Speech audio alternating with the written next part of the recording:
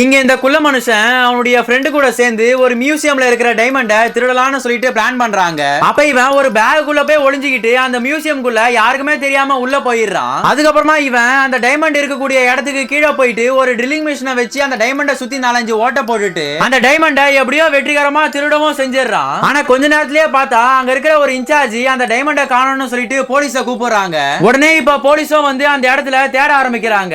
அதை பார்த்து இவனும் பயந்து அந்த டைமண்ட ஒரு பொண்ணு ஹேண்ட்பேக்லயே போட்டுட்டு அங்க இருந்து தப்பிச்சு ஓடிடுறான். ஆனா அதுக்கப்புறமா இவன் அந்த பொண்ணை வெளியில ஃபாலோ பண்ணிக்கிட்டு அந்த டைமண்டை எடுக்கிறதுக்காக அவங்க வீட்டுக்கே போயிடுறான். போய் அந்த ஜன்னல்ல எட்டி பார்க்கறான். அப்ப அந்த பொண்ணுக்கு ரொம்ப வருஷம் ஆயும் குழந்தை இல்லைன்னு சொல்லி தெரிஞ்சுக்கிட்டு இவன் உடனே ஒரு குழந்தை மாதிரி வேஷம் போட்டுக்கிறான். அதுக்கப்புறமா அவன் ஃப்ரெண்டு அவனை அப்படியே தூக்கிட்டு போய் அவங்க வீட்டு வாசல்லயே வச்சுட்டு வந்துடுறான். அவங்களும் அதை பார்த்துட்டு நமக்கு ஒரு குழந்தை கிடைச்சிருக்கான்னு சொல்லி அவனை ஆசையா உள்ள கூட்டிட்டு போறாங்க. அதுக்கப்புறமா அவனுக்கு டைப்பர் மாத்தி விடலாம்னு சொல்லிட்டு பேண்ட்டை கழட்டுறாங்க.